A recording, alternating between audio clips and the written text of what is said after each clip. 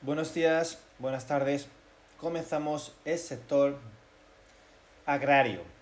El primero de los sectores productivos, la parte de la geografía relacionada con la economía. Da las gracias en primer lugar a mi compañera Zulema, quien ha elaborado este documento, este resumen también elaborado. Zulema, muchas gracias. Comencemos con unas ideas previas, que es el sector primario, agrario o también llamado agropecuario, cuáles son las diferentes ramas que lo componen, vamos a verlo después a continuación. ¿Desde cuándo existe este sector económico? Sigue siendo en la actualidad importante, lo es es igual de importante en diferentes países del mundo, veremos que su importancia actualmente no es igual, ni en nuestro país, ni evidentemente entre países avanzados y países en vías de desarrollo. ¿Y cuál es el papel social y los factores que inciden, que facilitan o dificultan la evolución del sector agrario? Pues bien, una definición podrá ser la siguiente. El sector agrario es la obtención de materias primas de la naturaleza, es decir, es la extracción de materias primas, de recursos de la naturaleza directamente, pero sin que se transformen. Es decir, yo obtengo de la naturaleza, por ejemplo, aguacates tras su cultivo. Yo obtengo de la naturaleza la madera cuando talo los bosques, pero no los transformo. La transformación, ya veremos en el tema siguiente, que corresponde al sector secundario o también llamado industria. El sector primario es un sector amplio, comprende la agricultura, la ganadería, la explotación forestal, la pesca o también otros sectores como la silvicultura. La actividad agraria está condicionada por dos factores, factores físicos y los factores humanos.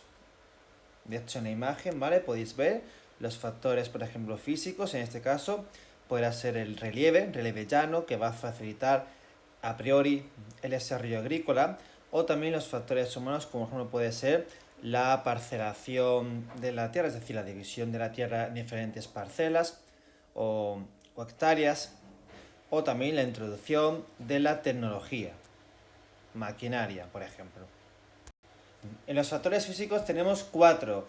El clima, relieve, los seres vivos, que también veremos que juegan un papel determinante en la actividad agraria, y el suelo. Los vamos a explicar a continuación. Si yo os pregunto antes, ¿cuál creéis que es el más importante de estos 4 factores? A ver cuál pensáis. Vale, han pasado unos segundos. Realmente podríamos decir que todos juegan un papel en este desarrollo, de la actividad agraria, pero podemos decir que el clima y el relieve son básicamente esenciales. El clima es el más determinante, comprende las lluvias, es decir, la precipitación, sabes que puede ser en forma de lluvia, que es lo más normal, también puede ser granizo, que es evidentemente machaca y rompe las cosechas, y la nieve, que también puede ser muy perjudicial. La temperatura y la insolación. Perdón. Vamos a imaginar nuestro país. Imaginemos una zona de temperaturas donde en los inviernos hay heladas, es decir, hay mínimas por debajo de 0 grados. Las cosechas se van a congelar y vamos a perder toda la cosecha de esa temporada. Es perjudicial, evidentemente. Una temperatura, por el contrario, suave, si tampoco es excesivamente cálida, tipo 20 grados, 15, 20, 25, sí es adecuada. Las precipitaciones han de ser abundantes y, sobre todo, regulares. No me vale que un día caigan, ejemplo, 100, 200, 300 milímetros, pero en litros por metro cuadrado, porque eso va a negar el campo. El campo es capaz de absorber una determinada cantidad de agua, pero si cae una lluvia torrencial, ¿vale? Se va a enfangar, se va a inundar y también va a ser perjudicial. Por tanto, un clima suave, un clima en España, por ejemplo, oceánico, es un clima ideal para la agricultura, por ejemplo. El clima mediterráneo, que es el que cubre gran parte de nuestro país, España, bueno, no va a ser tan favorable porque las lluvias van a ser muy regulares, a veces con un carácter torrencial y con una marcada sequía en verano. Bueno, en verano y cada vez también más en otoño y en primavera. El releve. El releve también es muy importante. Pensemos en una, como veis aquí arriba a la izquierda, en una montaña con una gran pendiente. ¿Pensáis que aquí es fácil cultivar? Pues evidentemente no, ¿no? El suelo es un suelo poco profundo, el suelo no agarra y es casi imposible la actividad agrícola, la agricultura. En las zonas con pendientes más altas hay algunos árboles, unos cultivos que sí que aguantan. El olivo es un caso clásico, pero sobre todo se dedicaría, por ejemplo, a los bosques, a la actividad forestal o incluso también al ganado, ¿no? En cualquier manera, el releve con mucha pendiente no va a facilitar.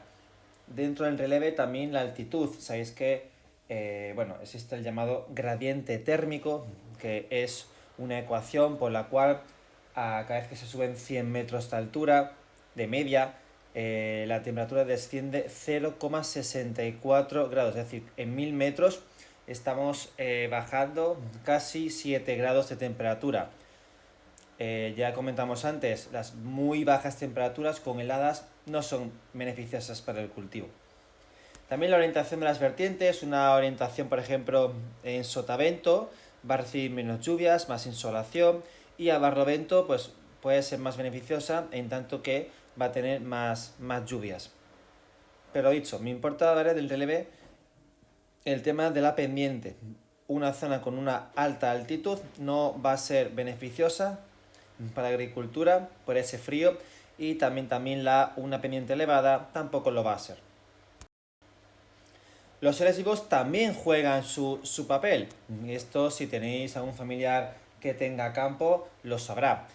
¿Sabes? Si utilizamos, por ejemplo, plaguicidas, pues el plaguicida, como su nombre indica, se utiliza para combatir contra las plagas. Las plagas son inevitables. Hay un montón de insectos, de seres vivos que van a intentar alimentarse, en este caso, de nuestros cultivos, destrozándolos. Por ello, de forma tradicional, existen animales que se utilizan en el campo pues para luchar contra esas plagas, ¿vale? Controlan las plagas. Otra forma que tiene la naturaleza de ayudarnos a los seres vivos es con sus heces, su caca, su mierda, sus excrementos, me da igual, ¿cómo lo llaméis? Los excrementos de los seres vivos son un abono natural, orgánico y que fertiliza de forma muy buena el campo. También existen consecuencias negativas de una falta de control sobre estos seres vivos. Y es que, por ejemplo, un ser vivo puede también comerse nuestros cultivos. Una vez vistos los factores físicos, los de la naturaleza, pasemos a mencionar los factores humanos. Aquí tenemos factores demográficos, la tecnología, los factores políticos, sociales y culturales, es decir, las tradiciones, las costumbres, los factores económicos, los históricos, con políticas que se han llevado a cabo en el campo. Bueno, sí, históricos y políticos van de la mano. Demográficos. Es un factor humano muy importante y, como siempre, los extremos son perjudiciales. La virtud está en el término medio.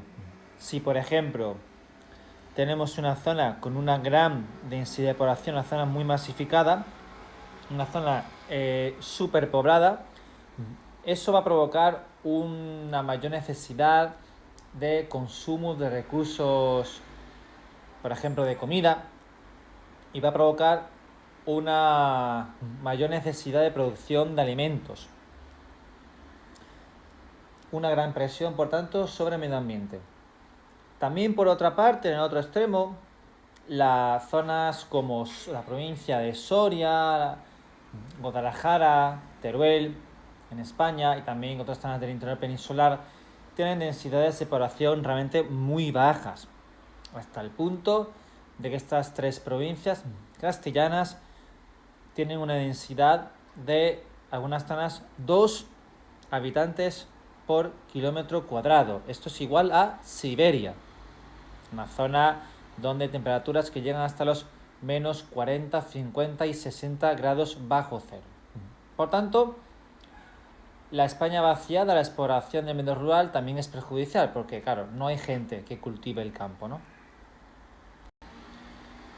La tecnología es también esencial, sobre todo para incrementar la producción, para ser más productivos, más competitivos, y también para, evidentemente, zonas muy áridas, zonas secas, donde los factores físicos son claramente desfavorables para la producción, para poder, digamos, solventar esas dificultades. Es el caso más característico de nuestro país, de Almería. Almería y en Murcia, también la costa de Granada y de Málaga. Son zonas donde existe unas muy bajas precipitaciones. Son zonas, Almería, donde son zonas de desierto, zonas muy áridas. Por tanto, la tecnología es esencial. Aquí quiero destacar la solución de los invernaderos, donde en Almería hace varias décadas era una zona totalmente no fértil, improductiva.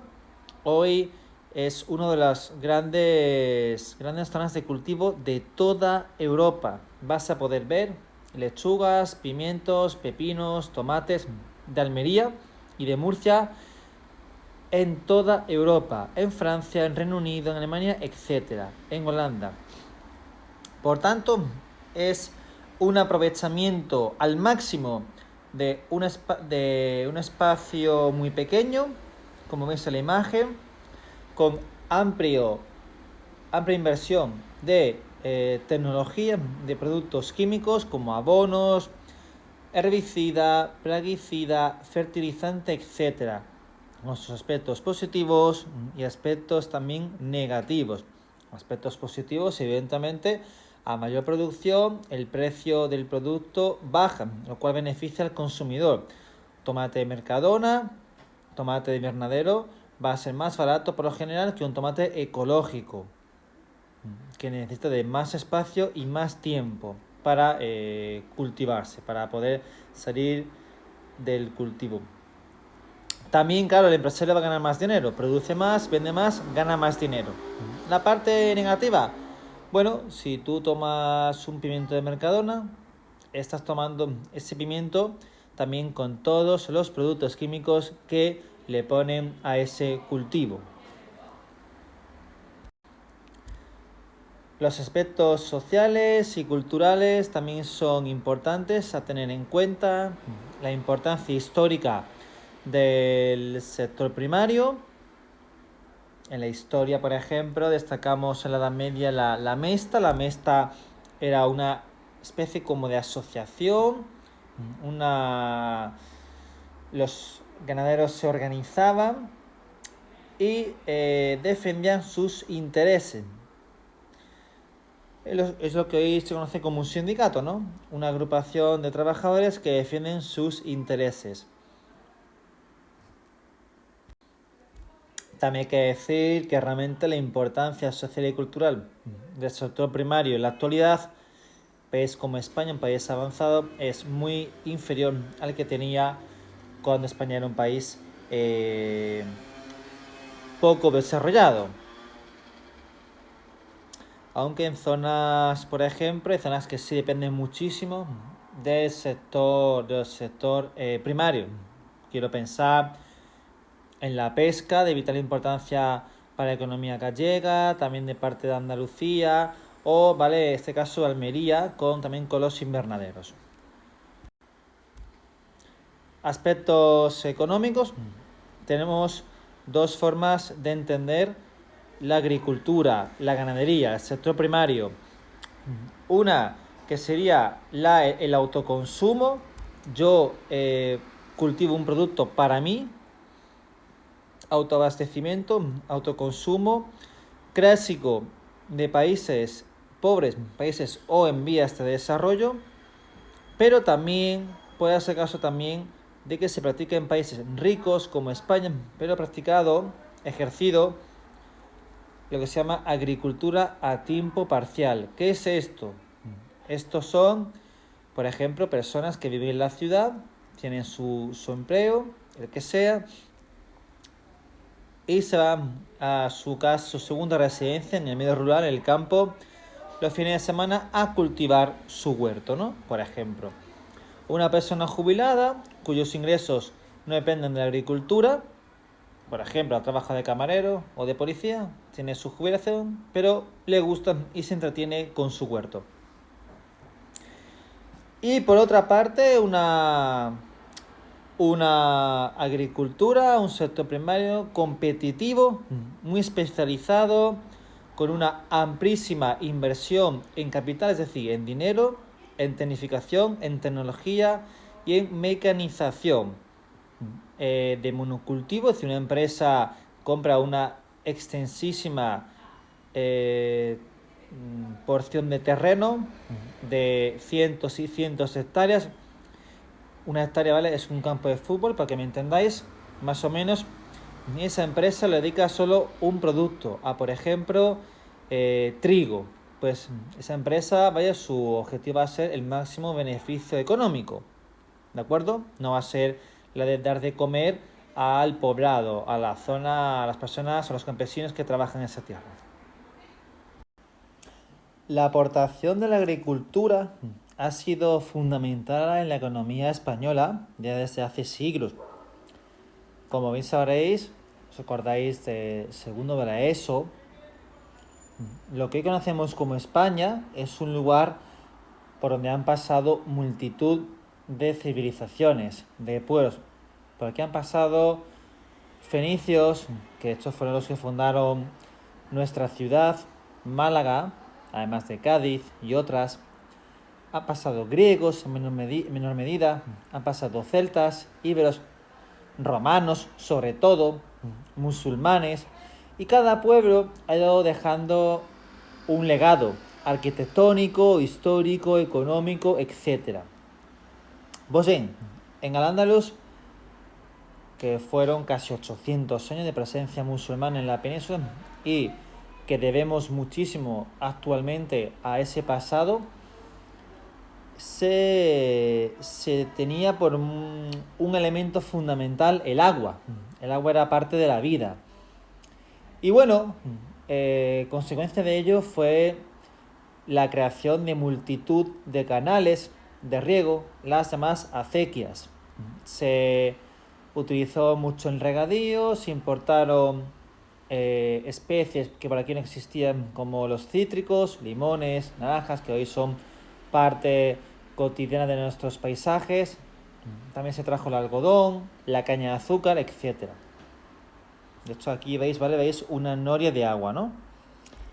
Y también, por otra parte, la llegada de españoles, bueno, muchos eran andaluces y extremeños, a América, a la conquista de América, trajo consigo la importación de nuevos productos que hoy son también claves en nuestra dieta gastronómica, como son la patata, el tomate, el café, el cacao, el tabaco, etc.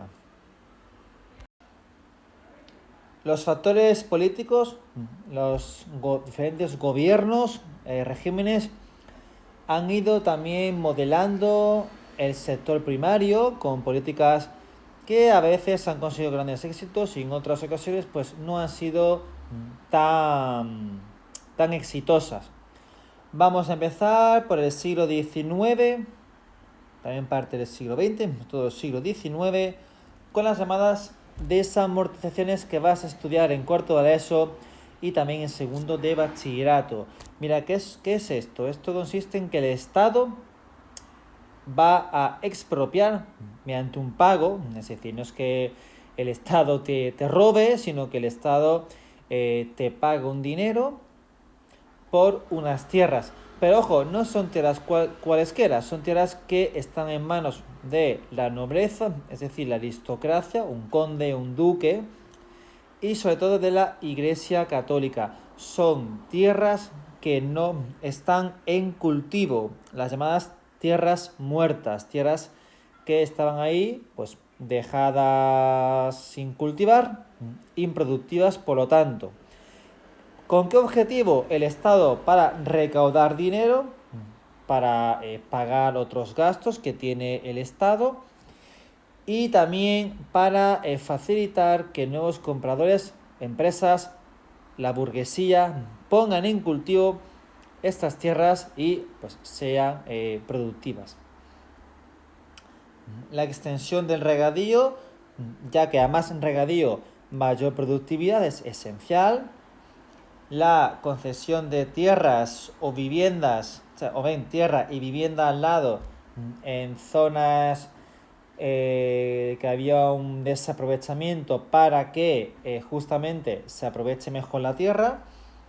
Las subvenciones, mira, esto es muy importante. Cuando España entró en la Unión Europea en el año 1986, se benefició de muchas cosas.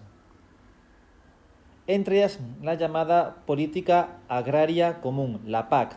La PAC es una política de la Unión Europea de ayuda al sector primario, la agricultura, ganadería, pesca, etcétera, que es una de las políticas que más dinero, con diferencia,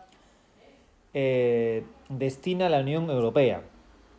Si yo, por ejemplo, tengo una empresa, no sé, me la invento, de vacas y me dedico a la producción, me dedico a la ganadería bovina, hacia la vaca, producción de leche, de queso, yo me voy a acoger a ayudas de la Unión Europea. Son ayudas, de hecho, que son por una cuantía bastante elevada.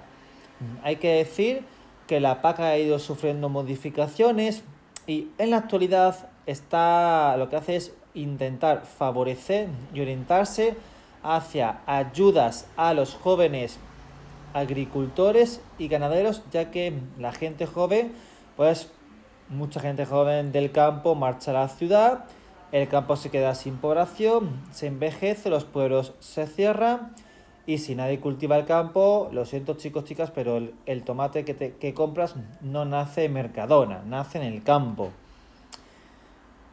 Entonces son ayudas a jóvenes agricultores y ganaderos. También está orientado las ayudas europeas a las explotaciones, a las empresas que respeten el medio ambiente, que sean sostenibles. Seguimos, reformas agrarias. Ha habido varias, algunas más exitosas, otras han fracasado. El objetivo es una redistribución de la tierra y la riqueza. El objetivo es dar tierra a las personas que la trabajan. Mira, en España existen unas familias, algunas como la Casa de Alba, que tiene unos 500 años de antigüedad, que acaparan una cantidad ingente, enorme de tierras, sobre todo en el sur peninsular, muchas de las cuales ni siquiera se cultivan. Y hay campesinos que no están en el paro, no tienen trabajo o cobran un sueldo muy muy bajo. Para evitar este desequilibrio se ha intentado, con mejor o peor forma, eso ya se podría discutir, intentar dar tierras a las personas que la trabajan. Y también esencial en la actualidad, diversificación de la economía. ¿Qué es esto? Que el medio rural no solo dependa de la agricultura y la ganadería, también de la pesca o de la explotación de los bosques, sino también, por ejemplo, del turismo, el turismo rural, también, por ejemplo, la industria también agroalimentaria. ¿Qué es esto? Pues una industria que transforme los productos del campo. Se me ocurre, por ejemplo, pues no sé, una industria que se dedique a transformar el cerdo, esa ganadería porcina, ¿Transformarlo en qué? Pues en carne, ¿vale? En chorizo, salchichón, etcétera. Ya hemos visto la definición del sector agrario, cuáles son las ramas del sector agrario o sector primario y los factores físicos y humanos. Ahora vamos a empezar la segunda parte del tema, donde vamos a hablar de los paisajes agrarios. En esta segunda parte vamos a empezar por los paisajes agrarios, siendo estos la combinación, la unión de los factores físicos, es decir, de la naturaleza, con los políticos, los del ser humano. Perdón. Aquí vemos dos paisajes agrarios muy diferentes. Este podrá ser en la cornisa cantábrica, un País Vasco, podrá ser Cantabria, Asturias. Veis que tiene que hay abundantes precipitaciones.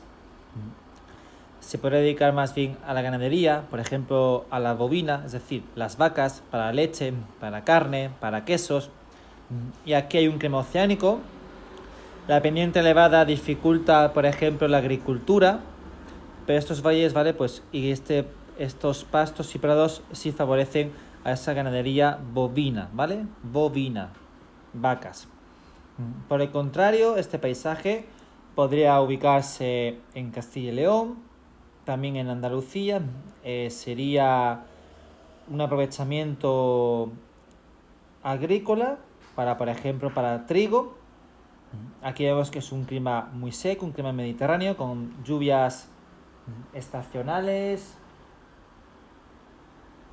poco abundantes, pero con carácter torrencial.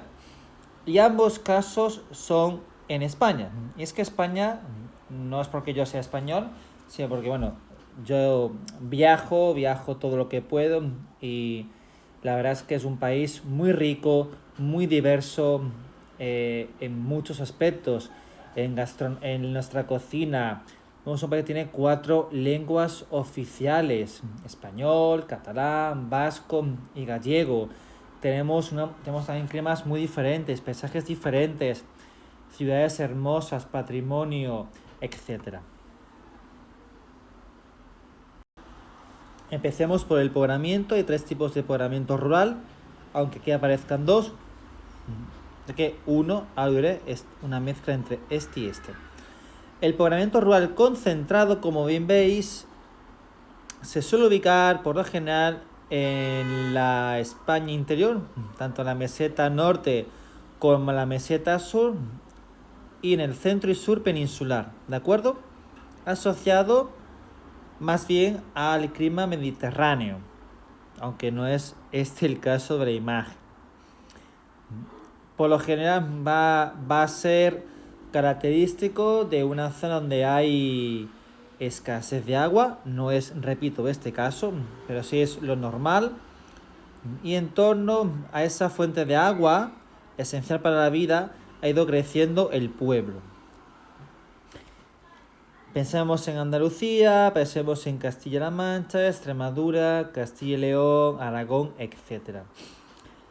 Por el contrario, el poblamiento rural disperso, propio de un clima oceánico, de la cornisa cantábrica, País Vasco, Galicia, Asturias, Cantabria, al haber una gran abundancia de agua, permite que tú tengas tu casa en casi cualquier parte del paisaje. Y un tipo intermedio, que es el llamado poblamiento rural intercalar. Bueno, realmente sería una mezcla entre un disperso absoluto y un concentrado, ¿vale? Pero resumiendo, concentrado, disperso, aparte que la diferencia se ve bastante fácil. Otras características de las explotaciones agrícolas, de las parcelas, son las siguientes. El tamaño va desde aquí nos sale microfundio, que es algo realmente enano. Se utilizar para autoconsumo, a lo mejor se da, por ejemplo, en Galicia. Esto podrá ser un microfundio realmente. El minifundio la mediana propiedad o por encima de las 100 hectáreas, repito, una hectárea, un campo de fútbol, por encima de las 100 hectáreas, una gran propiedad o latifundio, ¿de acuerdo? Minifundio pequeño, grande, latifundio. A la izquierda, micro y minifundio, a la derecha, latifundio. A la izquierda, autoconsumo, consumo familiar, a la derecha, empresa, objetivo ganar mucho dinero. Aquí puedes cultivar varias cosas y aquí, ¿vale? Un monocultivo con amplísima inversión en tecnología. Forma irregular, forma totalmente regular. Esto está hecho, obvio, por el ser humano. Esto no nace así de forma salvaje. Límites. Los open field, es decir, el campo, digamos, un campo totalmente abierto. No sé si aquí hay algún límite, algún cercamiento, parece que no. ¿Vale? Campo abierto, open field o campo cerrado. Se puede cerrar con vallas, con piedras, muros, etc. El bocage, que es como se llama. Más características. Si hay policultivo o monocultivo. Diferencia, por lo general, el policultivo, es decir, más de un cultivo, va a estar asociado, por lo general, a un consumo familiar. ¿De acuerdo? Mientras que el monocultivo, por lo general, va a estar asociado a grandes explotaciones agrarias, es decir, latifundio, y con un objetivo económico de ganar dinero. Puede ser de secano, por ejemplo, el olivo, o, por ejemplo, en este caso, de regadío. El regadío incrementa la productividad. Aprovechamiento intensivo, es decir, poco espacio, tecnología, mucha producción, ejemplo, invernaderos como en Almería, o extensivo, como es por ejemplo estas grandes hectáreas de Jaén o Córdoba con los olivos, o también aquí extensivo, el caso del trigo en, por ejemplo, provincias como Valladolid, Palencia, Burgos o León. Aquí tenemos cuáles son los dos sistemas agrarios, los tradicionales y los modernos. Bien, comenzamos por el primero. Sistemas tradicionales, asociados a países pobres o en vías de desarrollo. Pero también aquí también habría que añadir países ricos. ¿Por qué? Porque puede darse el caso de la llamada agricultura a tiempo parcial. ¿Qué es esto? Es la persona que vive en la ciudad, por ejemplo, que se dedica a otro sector profesional, como ya hemos comentado anteriormente, y va a su segunda residencia fin de semana. Tiene un pequeño huerto, pero su sueldo no depende de la agricultura, sino de su otro trabajo. Camarero, policía, bombero, etc. También puede ser una persona jubilada que tiene su huerto. Poca y escasa o nula mecanización, herramientas tradicionales, rudimentarias. Aquí no hay tecnología.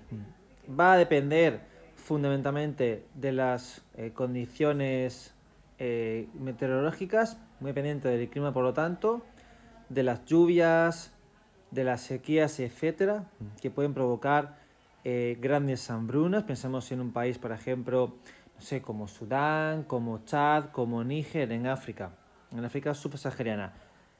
Policultivo, porque va a ser una agricultura de subsistencia, autoconsumo, una familia de agricultores, de campesinos, que tienen que cultivar 4, 5, 6 productos. ¿Para qué? Para su propio consumo. Y obvio, esto es una parte bastante positiva.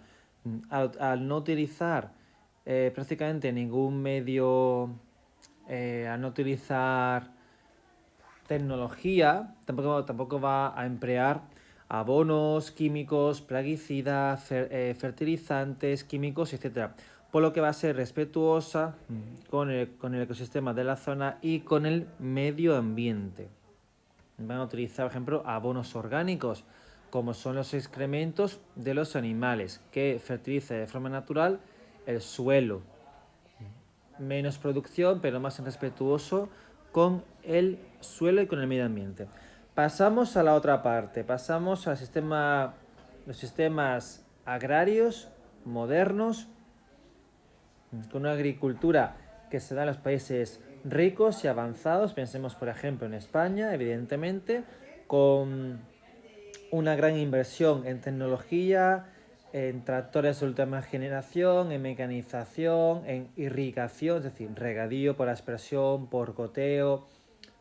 Hay cada año ferias mundiales donde se reúnen empresas del sector, donde se comparten cuáles son los nuevos adelantos en semillas, abonos químicos, herbicidas, plaguicidas, fertilizantes, etc.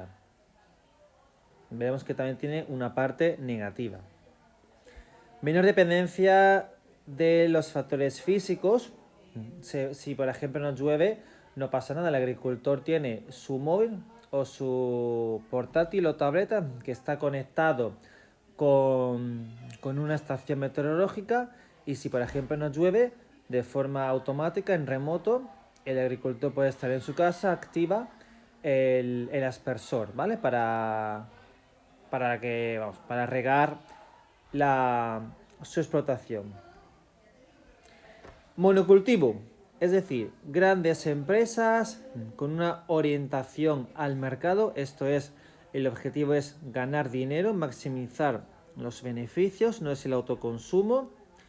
Está orientado no al autoconsumo, como hemos dicho, sino a la venta, tanto local, obvio, pero sobre todo nacional e internacional.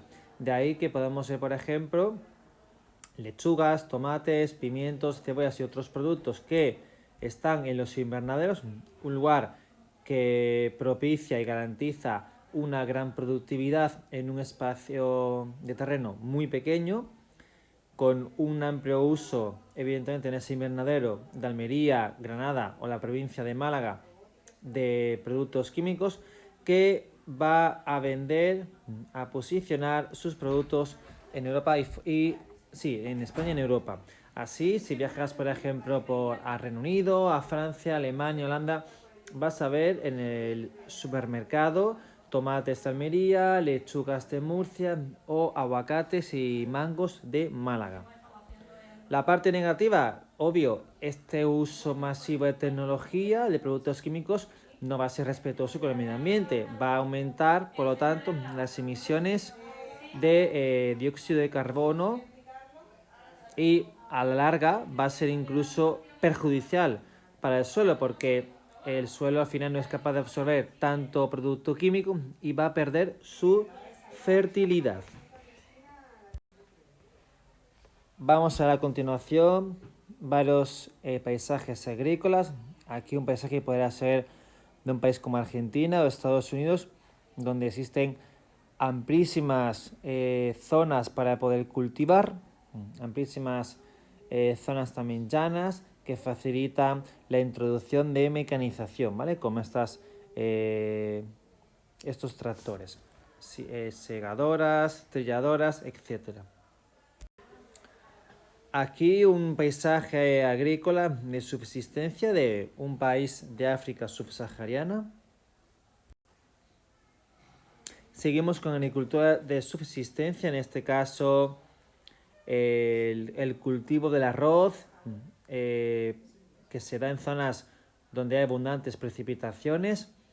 El arroz es una de las bases de la cocina internacional, junto con el trigo, por ejemplo, y es la base fundamental que ha permitido que millones y millones de personas en Asia, China, Camboya, Tailandia, Vietnam, etc., no mueran de hambre. El arroz es un producto muy nutritivo y que ha permitido alimentar a cientos de millones de personas en el mundo y en esta zona de Asia en concreto.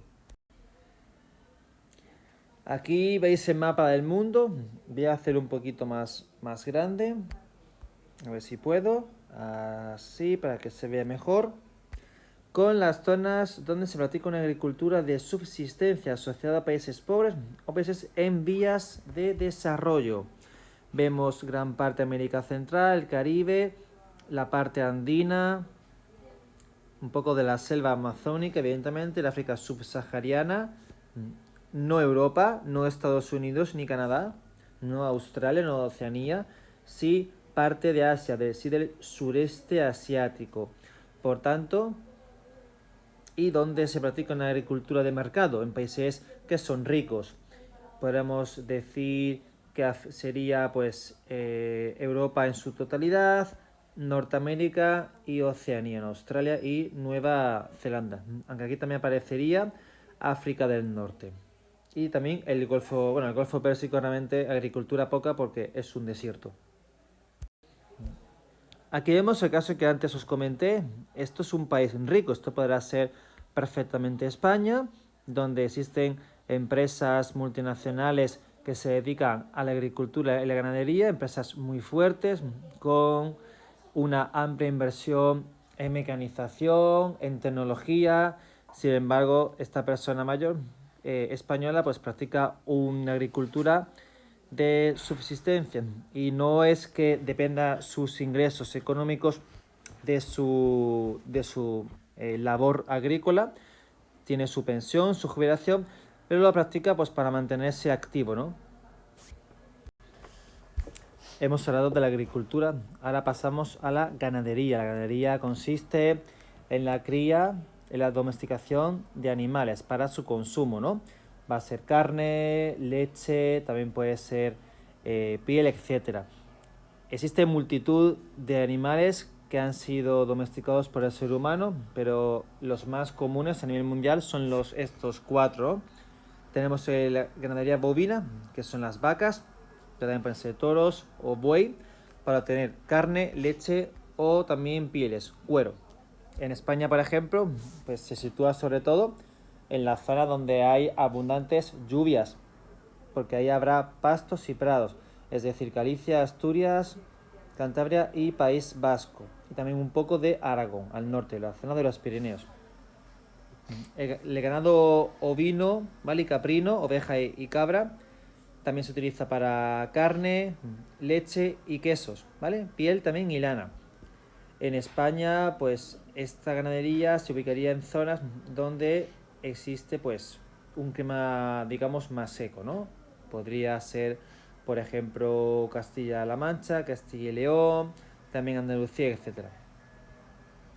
El ganado porcino puede ser el cerdo que es aquí, el cerdo rosa, que es el cerdo común, que está, digamos, estabulado, es decir, es un cerdo que nace dentro de una fábrica, allí es engordado, no vive en libertad y se usa esencialmente para carne, también para grasa y piel, ¿vale? Pero sobre todo para carne de cerdo, ¿no? El cerdo ibérico, el cerdo español, el cerdo negro, digamos, pues vive en libertad, vive en una zona amplia, conocida como la dehesa, donde se alimenta de bellota o también de castaña. Y da ahí lugar, ¿vale?, a la carne de cerdo ibérica, ¿no? Más cara, pero de mejor sabor y también pues más respetuosa con el medio ambiente.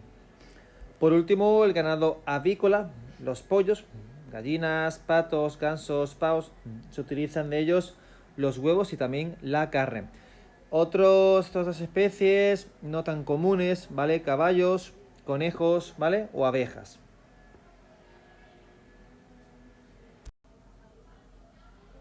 Existen 2 formas de explotación ganadera.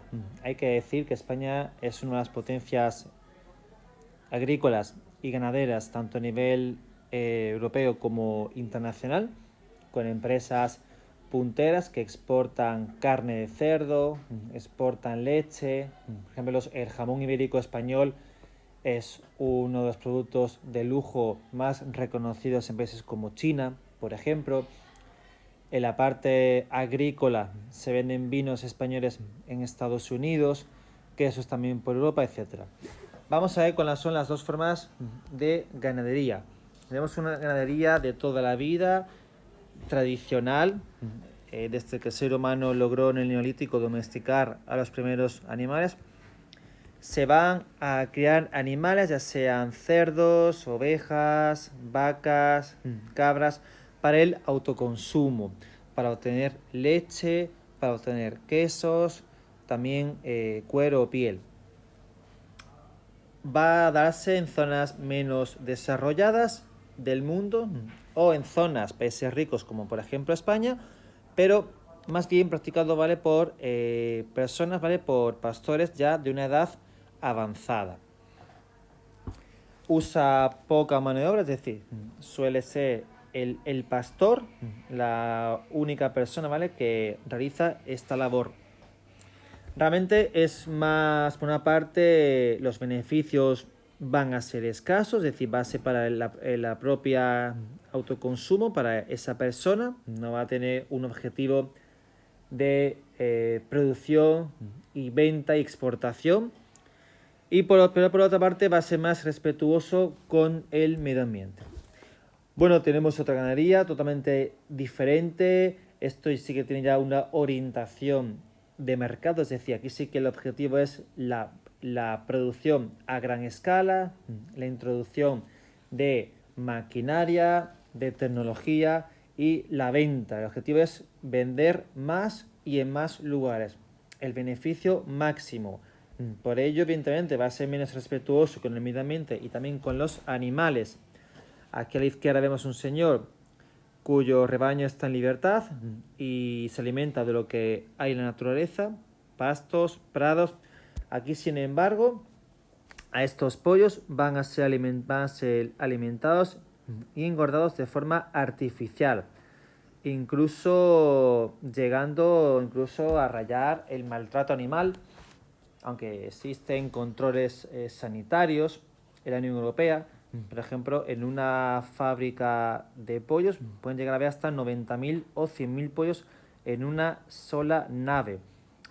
Para aumentar la producción, lo que hacen con los pollos, aquí vemos este ejemplo, es que dejan siempre las bombillas encendidas para que el animal entienda que siempre es hora de poner huevos.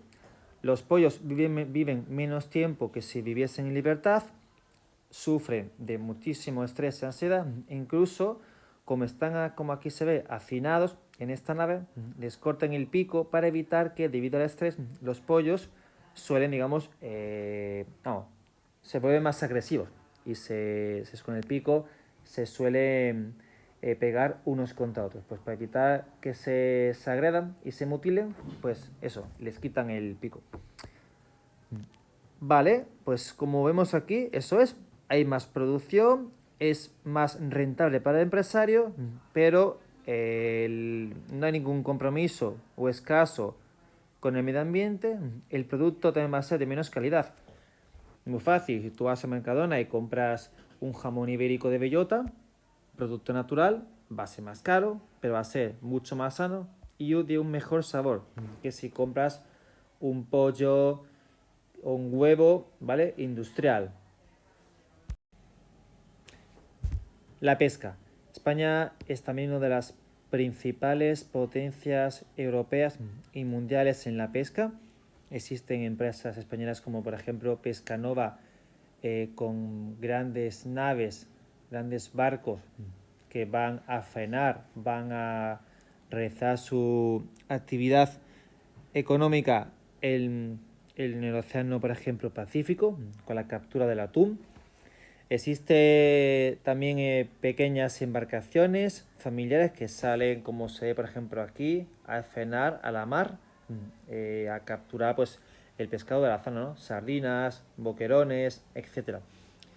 La pesca se da tanto en ríos, por ejemplo la trucha es un ejemplo, lagos, mares y océanos.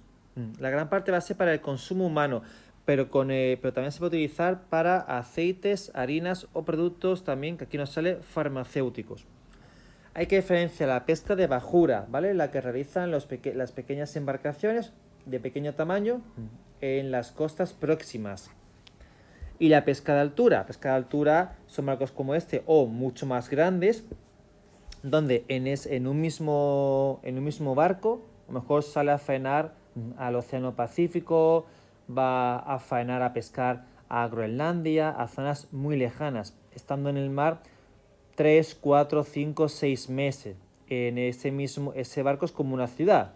Hay, por ejemplo, hay habitaciones, zonas de ocio para los pescadores. En ese mismo barco, perdón, tiene la tela para poder capturar a los pescados. En ese mismo barco también se captura, se procesa y se empaqueta el pescado para que cuando llegue ya a España ya se lleve directamente al supermercado. Ese ejemplo, ¿vale? Sería, por ejemplo, Pescanova. ¿Cuáles son los problemas a los que se enfrenta la pesca actualmente en España y en Europa? Pues son varios. Por ejemplo, el agotamiento de los caladeros, que es donde van a pescar los pescadores. Y es que la población mundial es cada vez mayor, comemos mucho pescado y el pescado pues no se renueva a tanto ritmo como el consumo humano. Entonces, por ejemplo, hay especies que están a punto ya de extinguirse porque el consumo humano es muy, muy, muy superior al ritmo de reproducción de estas especies. También la contaminación del mar. Pensemos que por el mar circulan cientos de miles de barcos. En el fondo marino hay plásticos, hay petróleo, hay uranio, hay metales pesados que evidentemente pues, perjudica a los propios peces. Pensemos también que si por ejemplo nosotros nos reciclamos y esos elementos van al mar o en el mar aparece plástico, aparecen compresas, etcétera, el pescado al final el pez se acaba comiendo ese plástico y cuando tú te comes el pescado, pues tú también te comes ese plástico. De hecho, hay estudios con humanos donde ya se ha advertido de la presencia de microplásticos en todos nuestros organismos, lo cual, pues hombre, muy bueno no debe ser. Ante el agotamiento de los bancos de peces a nivel mundial, se está apostando por una alternativa, que es, en vez de capturar un pescado salvaje, merluza, salmón, bacalao, es criarlos. Es criar al pescado, ¿no? Como por ejemplo podemos ver aquí en el margen inferior izquierda. Esto es la piscifactoría de pescado y fábrica, piscifactoría. Aquí vamos a criar, a cultivar, por ejemplo, cangrejos, salmón y otras especies. Por último tenemos la explotación forestal, los bosques. Los bosques se explotan desde tiempos inmemoriales. Vamos a obtener del árbol la madera. La madera puede ser de muchos tipos de árboles, algunos de más y otros de peor calidad. El haya, el nogal, el pino, el eucalipto, etc. Se utiliza esencialmente para fabricar muebles o herramientas. Existen multitud de empresas en España dedicadas a la fabricación de muebles. También se puede utilizar para otros fines como el papel, la leña, plantas o para la caza, ¿no? Mientras que la silvicultura sería el cultivo del bosque, pero para una explotación sostenible. ¿Y por qué digo sostenible? Porque existen graves problemas que afectan a los bosques. No hay que... Bueno, yo creo que no hace falta decir que los bosques son esenciales para la vida. El árbol, los bosques, digamos, se alimentan de CO2 y nos devuelven oxígeno, o sea, fundamental para la vida. Sin embargo, los bosques se enfrentan ante grandes retos, como por ejemplo es la deforestación, y es que estamos talando más árboles de los que estamos volviendo a plantar. Esto es grave especialmente en zonas del mundo como el Amazonas, en Brasil. También existe un gran problema con los incendios en zonas de clima mediterráneo como España o Portugal. Esto es especialmente grave porque tenemos veranos, veranos muy largos, calurosos, secos y con fuertes vientos. O sea, es el cóctel perfecto para que el incendio sea arrasa, ¿no? Hectáreas y hectáreas. De hecho, ahora están los llamados incendios de quinta o sexta generación, no recuerdo bien. Son incendios que son prácticamente incontrolables, que pueden arrasar miles y miles de hectáreas. Muchas veces los incendios se deben a, a condiciones meteorológicas, falta de lluvias, temperaturas muy elevadas, viento que propaga el incendio, pero también se debe, de hecho, la gran parte de las veces se debe a la presencia humana. Un cigarro mal apagado o una persona que incendia a propósito un bosque. ¿Para qué? Para que luego esa zona quede totalmente chamuscada y sobre esa zona pues poder construir, por ejemplo, casas, chalet, un campo de golf. Hay intereses también ahí económicos. Pero afortunadamente también existen multitud de iniciativas para proteger los bosques. Porque realmente, pues, de hecho, el bosque no solo tiene una función medioambiental, que es esencial, tiene una función también recreativa, de ocio, turismo también deportivo, etcétera.